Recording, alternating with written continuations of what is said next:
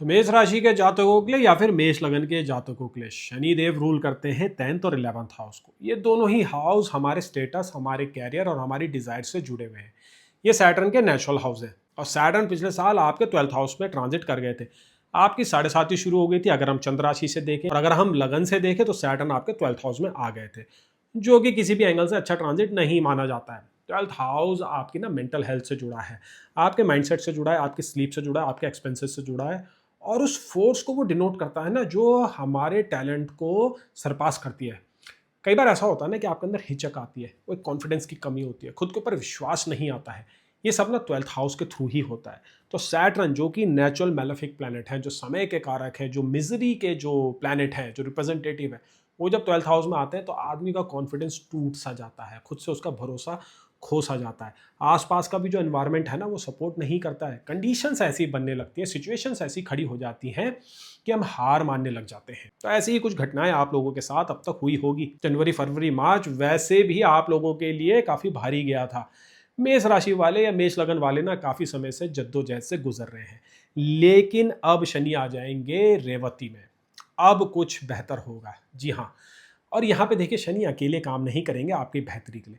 यहाँ पे हमें गुरु के ट्रांजिट को तो देखिए लाना ही होगा। गुरु आपके लिए भाग्य से इस अवधि में गुरु एक्सॉल्टेड हो जाएंगे, आपके 4th हाउस के ऊपर सैटर्न के ऊपर दृष्टि डालेंगे, तो एक संपूर्ण विकास होगा, एक सर्वांगीण विकास होगा। आप लोगों का सक्सेस आएगी, खुद के ऊपर विश्वास आएगा, आपके अच्छी डेवलपमेंट्स हो, एक अच्छी स्टोरी आप खुद के लिए लिखने वाले हैं, फाइनेंसेस बेटर होंगे, रिलेशनशिप में जो दूरियां बनी थी ना, चाहे वो फिजिकल थी या वो मेंटल थी, वहां भी अब नजदीकियां बनने लगेंगी। आप लोगों के लिए बड़े ही राहतों का समय शुरू हो रहा है। देखिए रेवती जो है ना वो पाइसिस साइन का, मीन राशि का लास्ट कॉर्नर है। तो पाइसिस की जो भी फाइन क्वालिटीज हैं, चाहे वो मेडिटेशन हो या आपकी स्पिरिचुअलिटी हो या माइंड सेट का अराउंड डेवलपमेंट हो, वो सारी एनर्जी रेवती में ही बसती है। और यही वो नक्षत्र है जहां पे वीनस एक्सॉल्टेड होते हैं। तो आपके 10th और 11th हाउस लॉर्ड का रेवती में आना, वो भी 12th हाउस के ऊपर कुछ बड़े और कुछ यूनिक इशारे कर रहा है। सबसे पहले तो आपके माइंडसेट के ऊपर मेजर इंपैक्ट आने वाला है, चीजें पॉजिटिव होने वाली है। जो ग्लूमीनेस थी, जो डिप्रेशन वाली जो इश्यूज चल रहे थे, ओसीडी एंग्जाइटीज थी, उसमें कमी होने लगेगी।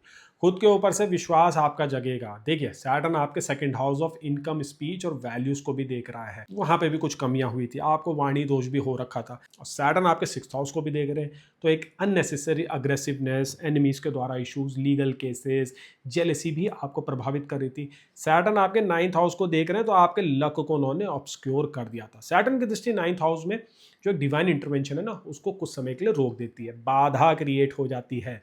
तो आपके जो इष्ट हैं, जो देवी देवता है, वो संपूर्ण तरीके से आपके सपोर्ट में नहीं खड़े हो पाते हैं, क्योंकि काल जो समय है, जो सैटर्न है, उसने कुछ लिमिटेशंस क्रिएट कर दी है। सैटर्न चाह रहे हैं कि आप खुद के ऊपर काम करें, खुद का विकास करें, खुद को पुश करें। और अगर आपने पिछले कुछ समय में कुछ मेहनत करी है खुद के ऊपर, कुछ कोर्सेज में एनरोल किया है, कुछ नई चीज़ें सीखी हैं, या अपनी हेल्थ के ऊपर काम किया है, तो देखिए सैटर्न आपको अब बहुत अच्छे से रिवॉर्ड करने वाला है। अब वो समय आ गया है कि पास में जो आपने मेहनत करी थी उनका आपको भरपूर परिणाम मिले। तो जो प्रमोशन आपका रुक गया था वो अब आपको मिलने वाला है। वो एफर्ट्स, वो कोशिशें जो आपने की थी और जिनका आपको फल नहीं मिले था, उसको भी अब रिकॉग्नाइज किया जाएगा। सैटर्न अब आपको स्टेज के ऊपर लाने वाला है, वो इमोशनल फुलफिलमेंट आपको देने वाला है, कैरियर के थ्रू, रिलेशनशिप के थ्रू और खुद के थ्रू। दुनिया को देखने का नजरिया आपको बदलेगा।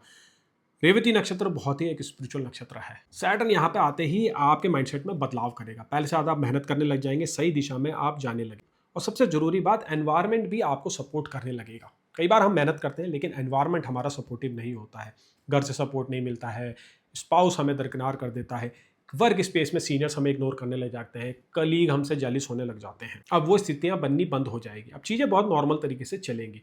अब्रॉड के जो आपके वेंचर्स हैं, जो कोशिशें हैं, उनमें आपको फल मिलेगा। अब्रॉड आप सेटल हो सकते हैं, क्योंकि देखिए जुपिटर 12th हाउस लॉर्ड होकर 4th हाउस में एक्सॉल्टेड होंगे, तो अब्रॉड में जो स्ट्रगल्स थे उनमें कमियां आएगी। अगर आप अब्रॉड सेटल होना चाहते हैं तो उसके लिए भी बहुत बेहतर समय है। सारी चीज़ें आप लोगों के लिए स्टैब्लिश होते हुए दिख रही है। और रेवती के जो रूलर हैं वो है मरकुरी। मरकरी आपके 3rd हाउस लॉर्ड है, यानी आपकी काम करने की एबिलिटी, आपका फोकस, आपका स्टैमिना, वो मरकरी ही रूल करते हैं। तो सैटर्न जैसे ही रेवती में आते हैं तो इन चीज़ों के ऊपर भी प्रभाव पड़ेगा। आपका जो 3rd हाउस है वो भी एलिवेट हो जाएगा, यानी पहले से ज़्यादा आप एफर्ट डालने वाले और सही दिशाओं में डालने वाले। अपने कैरियर के लिए आप कुछ काम करने वाले, एक कॉम्पिटिशन आप जीतने वाले हैं। जो अपने दुश्मन थे उनको अब आप हराने वाले हैं। लेकिन देखिए मेहनत तो लगेगी, कुछ सेक्रीफाइस तो आपको करने ही होंगे। और एक सबसे बड़ा सेक्रीफाइस यहाँ पे दिख रहा है आपके रिलेशनशिप के around.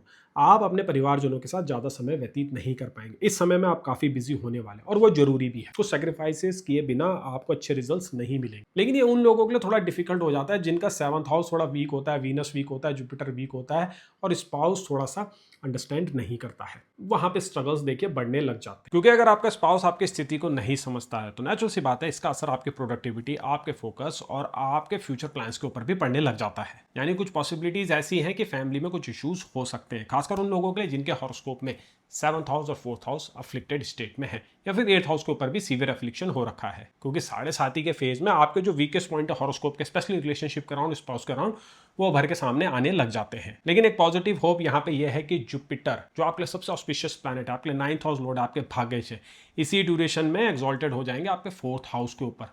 4th house domestic piece का होता है, घर के एनवायरमेंट का होता है। तो जो नेगेटिव इंपैक्ट आपका आने वाला है due to lack of spouse understanding, उसको बैलेंस करेगा जुपिटर। तो इनिशियल हिकअप्स के बाद सिचुएशंस धीरे धीरे रिजॉल्व होने लगेगी, आपके और आपके स्पाउस के बीच में एक अग्रीमेंट बनने लगेगा और आप अपने काम को पूरा फोकस दे पाएंगे, अपनी पूरी एनर्जी दे पाएंगे और प्रोडक्टिविटी अपनी इंक्रीज कर पाएंगे। अब 4th हाउस देखिए जहां पे जुपिटर आने वाले हैं इस अवधि के दौरान, जहां से वो सैटर्न को भी एस्पेक्ट करेंगे, वो होता है आपकी मेंटल पीस का, आपके इमोशनल स्ट्रेंथ का और आपके कंफर्ट के लेवल्स का। 4th हाउस काफी इंपॉर्टेंट हाउस है, वो भी आज के सिनेरियो में। 4th हाउस ही हमको सेंस ऑफ सिक्योरिटी देता है। तो जुपिटर जैसा प्लैनेट इस अवधि के दौरान जब वहां पे आएगा तो सेंस ऑफ सिक्योरिटी तो लेके आएगा और इसका काफी ज्यादा इंपैक्ट पड़ेगा आपके कैरियर के ऊपर भी, आपके फाइनेंशियल एस्पेक्ट के ऊपर, आपके कंफर्ट्स के ऊपर, आपके डिजायर्स के ऊपर और सबसे इंपॉर्टेंट आपकी मेंटल और फिजिकल हेल्थ के ऊपर। अगर हम हेल्थ को और डिटेल में अगर डिस्कस करें तो देखिए 7.5 ही जाने जाती है, या सैटर्न 12th हाउस में जाना जाता है मेंटली स्ट्रेस क्रिएट करने को लेके। स्लीप में भी इसका काफी नेगेटिव इंपैक्ट होता है, खासकर उन लोगों के लिए जिनके 12th हाउस में मेलेफिक प्लैनेट अभी ट्रांजिट कर रहे हैं। तो जब से आप लोगों की 7.5 शुरू हुई है, अगर हम मून साइन से देखें,